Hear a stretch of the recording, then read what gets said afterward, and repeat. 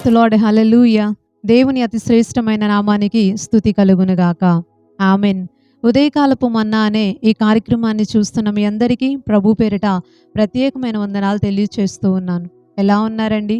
దేవుని మహా గొప్ప కృపలో మీరు మీ కుటుంబాలు క్షేమంగా ఉన్నాయని తలుస్తూ ప్రతిరోజు మీకోసం మానక ప్రార్థన చేస్తూ ఉన్నాం. దేవుడు మిమ్మల్ని బహుగా దీవించునుగాక. ఆమెన్. పరిశుద్ధ గ్రంథంలో నుంచి ఒక వాక్య భాగాన్ని చదువుకొని మనం ధ్యానం చేసుకుందాం. అపోస్తలుల కార్య గ్రంథం 13వ అధ్యాయం 22వ వచనాన్ని మనం చదువుకుందాం. తరువాత అతనిని తొలగించి దావీదును వారికి రాజుగా ఏర్పరచెను. మరియు ఆయన, నేను యెష్షయి కుమారుడైన దావీదును కనుగొంటిని. అతడు నా ఇష్టానుసారుడైన మనుష్యుడు. అతడు నా ఉద్దేశములన్నయూ నెరవేర్చునని చెప్పి అతనిని గూర్చి సాక్ష్యమిచ్చెను. దేవునికి స్తోత్రం, హల్లెలూయా. మనం చదువుకున్నటువంటి యొక్క వాక్య భాగంలో ఏమని రాయబడింది అనంటే, దేవుడు దావీదు అనబడిన ఒక వ్యక్తిని గురించి సాక్ష్యం ఇస్తున్నటువంటి ఒక విషయం ఇక్కడ మనకి కనిపిస్తుంది. ఏమంటున్నాడు దేవుడు దావీదును గురించి అంటే, దావీదు నా ఇష్టానుసారుడైన మనుష్యుడు అని దేవుడు సాక్ష్యం చెప్తూ ఉన్నాడు. నిజమే కదా? ఈ మాట వింటూ ఉంటే మనకి చాలా హ్యాపీగా అనిపిస్తుంది. ఒకవేళ దేవుడే కనుక మన గురించి ఇలాంటి ఒక సాక్ష్యం చెప్పాడు అనంటే ఇక మనకు కలిగేటటువంటి ఆనందం అంతా ఇంత కాదు. ప్రియ సహోదరి, ప్రియ సహోదరుడా, నువ్వంటే నాకు చాలా ఇష్టం అని దేవుడు మన పేరు కనుక పెట్టి చెప్తే మనకి ఎంత ఆనందం కలిగిద్దో కదండి. దావీదుని గురించి దేవుడు చెప్తున్నాడు, ఇతడు నా ఇష్టానుసారుడైన మనుష్యుడు, నాకు చాలా ఇష్టమైనటువంటి వ్యక్తి అని దేవుడు సాక్ష్యం చెప్తూ ఉన్నాడు. ఇదే సాక్ష్యాన్ని మనం మనుషుల దగ్గర సంపాదించాలి అని అంటే చాలా చాలా కష్టం. ఈ రోజుల్లో ప్రస్తుత పరిస్థితిలో ఎదుటి వ్యక్తికి ఇష్టమైనట్టుగా మనం బ్రతకటం అనేది చాలా చాలా కష్టమైన విషయం. కానీ దేవుడి దగ్గర దావీదు ఆయనకి ఇష్టమైనట్టుగా బ్రతికాడు. దేవునికి స్తోత్రం, హల్లెలూయా. చాలాసార్లు మనం అనుకుంటూ ఉంటాం, నేను ఆ వ్యక్తికి నచ్చాలి, నన్ను వారు చూసినప్పుడు వారికి ఇష్టం కలగాలి, వారి హృదయాన్ని నేను గెలుచుకోవాలి, వారు మెచ్చేటట్టుగా, వారికి నేను నచ్చేటట్టుగా మారాలి అని ఎదుటి వ్యక్తి కోసం, మనం ఇష్టపడే వారి కోసం, లేకపోతే మన అనుకున్న వారి కోసం, మన స్నేహితుల కోసం మనం చాలా చాలా ప్రయాసపడుతూ ఉంటాం. దావీదు మాత్రం మనుషుల దగ్గర అలాంటి సాక్ష్యాన్ని సంపాదించుకోలేకపోయినా దేవుడి దగ్గర మాత్రం ఆయనకి ఇష్టమైనట్టుగా ఉండి ఆయనకి ఇష్టానుసారుడు అనేటటువంటి సాక్ష్యాన్ని సంపాదించుకున్నాడు. దేవునికి స్తోత్రం, హల్లెలూయా. ఈ భూమి మీద దేవుని బిడ్డలుగా జీవిస్తున్న మనమందరం కూడా దావీదులాగా దేవునికి ఇష్టమైన వ్యక్తులుగా ఉండాలి. ఇష్టానుసారుడు అని మన గురించి కూడా దేవుడు సాక్ష్యం చెప్పేటట్టుగా మన జీవితాలు కూడా ఉండాలి. దేవునికి స్తోత్రం, హల్లెలూయా. అసలు ఇంతకీ ఇది దావీదుని దేవుడు ఎందుకు అంత ఇష్టపడ్డాడు? ఇతడు నా ఇష్టానుసారుడు అని అంత మంచి సాక్ష్యాన్ని దావీదుని గురించి ఎందుకు చెప్పాడు అంటే, దావీదు జీవితంలో చాలా లక్షణాలు ఉన్నాయి. దేవుడు అతన్ని మెచ్చటానికి, అతనిని బట్టి సంతోషించటానికి అతని దగ్గర చాలా మంచి లక్షణాలు ఉన్నాయి.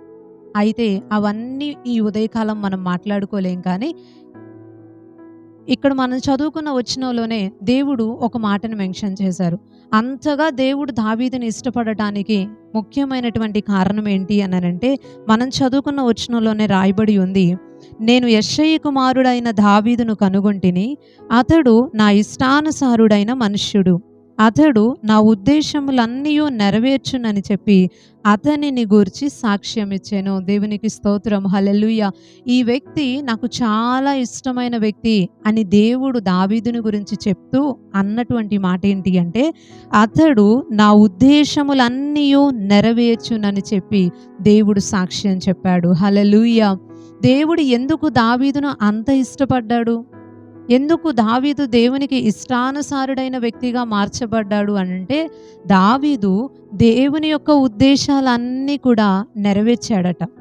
మీకు తెలుసా అండి, ప్రతి మనిషి ఎడల దేవునికి ఒక ఉద్దేశం ఉంటుంది.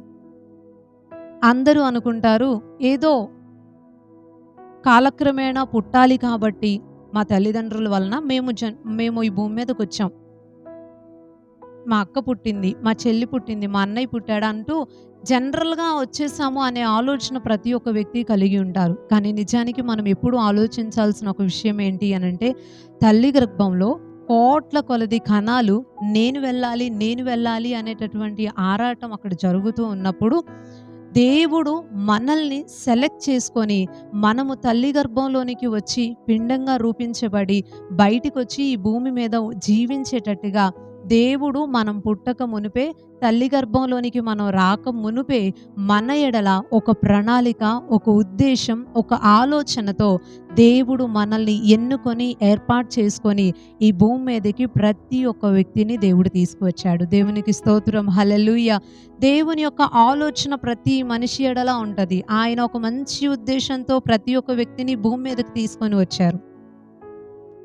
అయితే దావీదు దేవుడు ఏ ఉద్దేశంతో అయితే అతన్ని తీసుకొచ్చాడు, దేవుడు ఏ ఉద్దేశంతో అయితే అతన్ని దీవించాడు, దేవుడు ఏ ఉద్దేశంతో అయితే తనని చూడాలి అనుకున్నాడో, ఆ ఉద్దేశాలు 1 కాదు, 2 కాదు, అన్నీ కూడా దావీదు నెరవేర్చాడట. దేవునికి స్తోత్రం. హల్లెలూయా! దేవుడు ఉద్దేశించినయి అన్నీ కూడా దావీదు నెరవేర్చాడు. అది దేవునికి చాలా సంతోషాన్ని కలిగించింది. అందుకే దావీదు దేవునికి ఇష్టానుసారుడిగా మార్చబడ్డాడు. ఈరోజు ఈ మంచి సమయంలో దేవుని మాటలు వింటున్న ప్రియ సహోదరి, సహోదరుడా, దేవుని వాక్యాన్ని ఆధారంగా చేసుకొని ఒక మంచి మాట మిమ్మల్ని అడుగుతూ ఉన్నాను. మీరు దేవునికి ఇష్టానుసారమైన వ్యక్తులుగా ఉన్నారా? ఒక మంచి ఉద్దేశంతో దేవుడు మనల్ని తీసుకొని వచ్చినప్పుడు, మన ఎడల కొన్ని మంచి ఆలోచనలు, కొన్ని మంచి ఇష్టాల్ని దేవుడు కలిగి ఉన్నప్పుడు, వాటిని నెరవేర్చేటట్టుగా మనం ఉంటున్నామా? లేకపోతే మన ఇష్టాన్ని నెరవేర్చుకునేటట్టుగా, మన ఆలోచనలను నెరవేర్చుకునేటట్టుగా, మన సొంత ప్రయత్నాల్ని మనం చేసుకునేటట్టుగా మనం జీవిస్తున్నామా? ఒకసారి ఆలోచన చేసుకుందాం.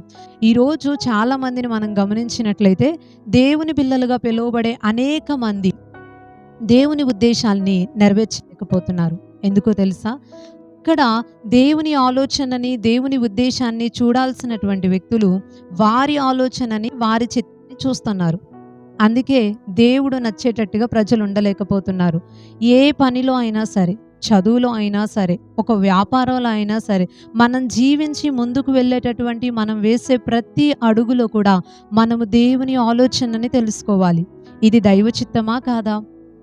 దేవుడు ఉద్దేశించింది ఇదేనా కాదా? ఈ వ్యాపారం చేయటం దేవుడికి ఇష్టమేనా? ఈ పనిని నేను ప్రారంభించటం దేవుడికి ఇష్టమేనా? నేను ఈ చదువుకోవటం, ఈ ఉద్యోగాన్ని ఎన్నుకోవటం, ముందుకు వెళ్ళటం దేవునికి ఇష్టమా కాదా? అసలు ఆయనకి నా ఎడల ఉన్నటువంటి ప్రణాళిక ఏంటి?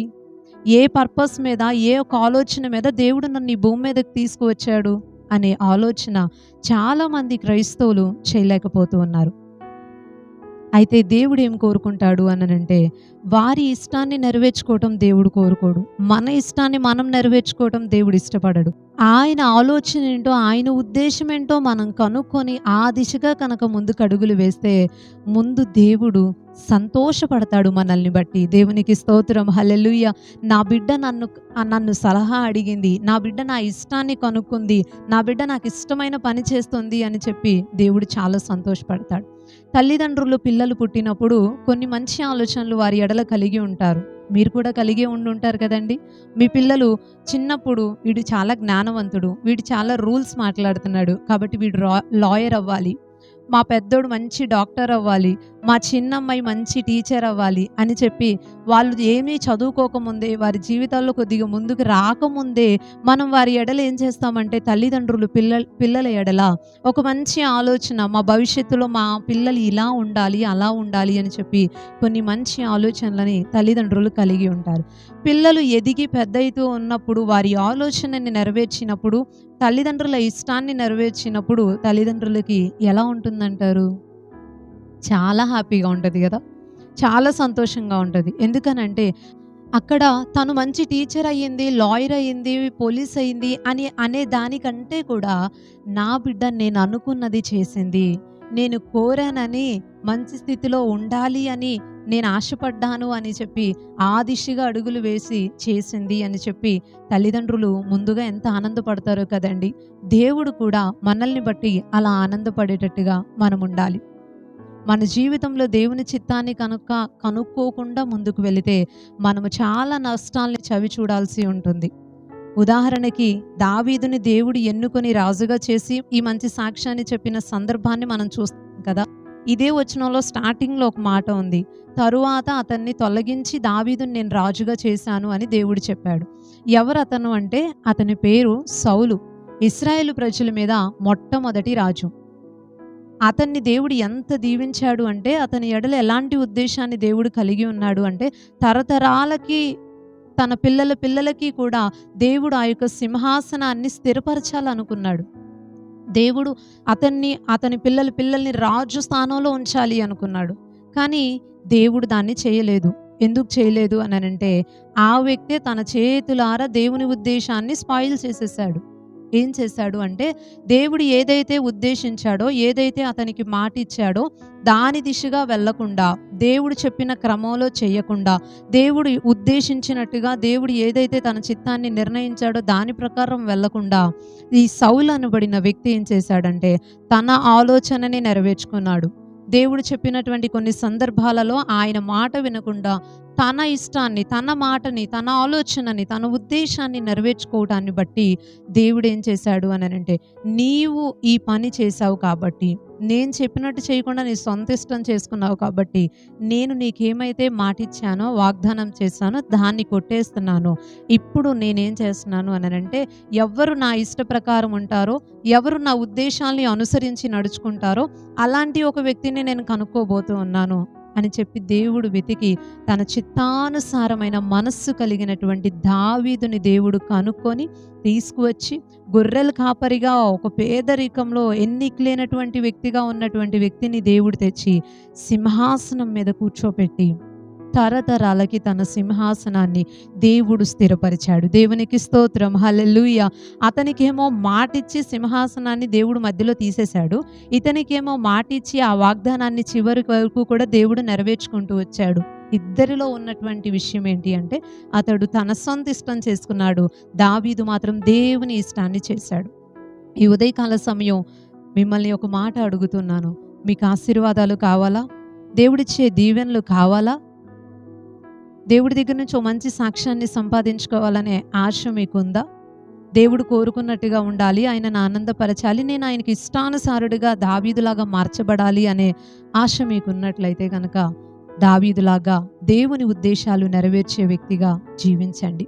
మన ఇష్టం కాదు, మన ఆలోచనలు కాదు, దేవుని ఆలోచన ఏంటో తెలుసుకొని ఆయన మాట ప్రకారం మనం జీవించగలిగితే తప్పకుండా దేవుడు మనకి సహాయం చేస్తాడు. పరిశుద్ధ గ్రంథంలో 18వ కీర్తన 19వ వచనంలో రాయబడి ఉంది, దావీదు దేవుడికి ఇష్టడుగా ఉన్నాడు కాబట్టి దేవుడు అతనిని శ్రమలన్నిటిలో నుంచి కూడా తప్పించాడు అని చెప్పి అక్కడ రాయబడి ఉంటుంది. ప్రియ సహోదరి సహోదరుడా, దేవుని సహాయం లేకుండా నీవేం చేయగలుగుతావు? మనం ఏం చేయగలుగుతాం? ఎలా మనం జీవించగలుగుతాం? ఎన్నాళ్ళు మన సొంత కష్టంతో, మన సొంత ఇష్టాలతో మన జీవితాన్ని కష్టంతో నెట్టుకొని ముందుకొస్తాం? దేవుని చేతులకు అప్పగించుకోండి. దేవా, నీ మాట ప్రకారమే చేస్తానయ్యా, నీకు ఇష్టమైనట్టే నేను ఉంటాను, నీ ఉద్దేశం నెరవేరుస్తాను అని నువ్వు దేవునికి సమర్పించుకుంటే, దావీదు విషయంలో తోడుండి సహాయపడిన దేవుడు, ప్రతి విషయంలో హస్తాన్ని చాపి సహాయపడుతూ వచ్చినటువంటి దేవుడు మన విషయాల్లో కూడా అలాగే సహాయం చేస్తాడు, తప్పిస్తాడు. శ్రమలన్నిటిలోంచి దేవుడు మనల్ని కాపాడతాడు. దావీదులాగా ఉండండి. దేవుడి దగ్గర నుంచి మంచి సాక్ష్యాన్ని సంపాదించుకోండి. ఘనమైన ఆశీర్వాదాలు మీకు కలుగుతాయి. దేవుడి కొద్ది మాటలు దీవించునుగాక. ఆమేన్. ఒక చిన్న ప్రార్థన మనం చేసుకుందాం. పరిశుద్ధుడు అయిన తండ్రి, ప్రేమ కలిగిన ప్రభువా, ఈ మంచి ఉదయకాల సమయాన్ని బట్టి మిమ్మల్ని స్తుతిస్తూ ఉన్నాం. విలువైన నీ మాటల ద్వారా మాతో మాట్లాడినందుకు నీకు వందనాలయ్యా. దావీదు నీకు ఇష్టమైన వ్యక్తిగా జీవించాడు, ఎందుకంటే అతడు నీ ఉద్దేశాల్ని నెరవేర్చాడయ్యా. మేము కూడా మా జీవితంలో మీ ఉద్దేశాల్ని నెరవేరుస్తూ ప్రతి సమయంలో, ప్రతి విషయంలో మీ ఇష్టాన్ని తెలుసుకుంటూ ముందుకి కొనసాగే వారిగా మేము ఉండటానికి సహాయపడండి. మీ దగ్గర నుంచి మీకు ఇష్టమైన వ్యక్తిగా ఒక మంచి సాక్ష్యాన్ని సంపాదించుకునే కృపను మాకు అనుగ్రహించండి.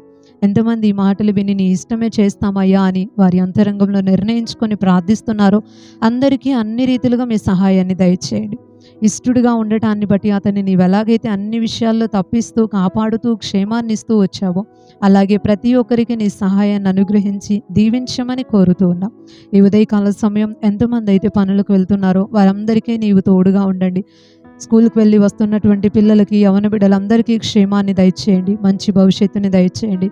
కలుగుతున్నటువంటి కీడులు, ప్రమాదాలు, ఆటంకాలన్నిటి నుంచి విడుదల అనుగ్రహించి, మా ప్రజలందరికీ నీ క్షేమాన్ని అనుగ్రహించి సహాయం చేయమని వేడుకుంటూ, వారి యొక్క వ్యాపారాలన్నీ కూడా మీరు వృద్ధి పొందించండి. మంచి వ్యాపారాలన్నీ దీవించి ప్రజలకు మేలుకరంగా చేయమని వేడుతూ, నజరేయుడును శక్తి కలిగిన యేసుక్రీస్తు వారి శ్రేష్టమైన నామములో ఈ ప్రార్థన అడిగి వేడుకుంటున్నాం పరమ తండ్రి. ఆమేన్. ఆమేన్. అందరికీ ప్రైజ్ ది లార్డ్ అండి. మరలా తిరిగి రేపు ఉదయకాల సమయం ఉదయకాలపు మన్నా అనే ఈ కార్యక్రమంలో పాల్గొని దేవుని మాటలు విని దీవించబడదాం. అప్పుడు వరకు దేవుని యొక్క మహా గొప్ప కృప మనకి తోడై ఉండును గాక. ఆమేన్. Praise the lord.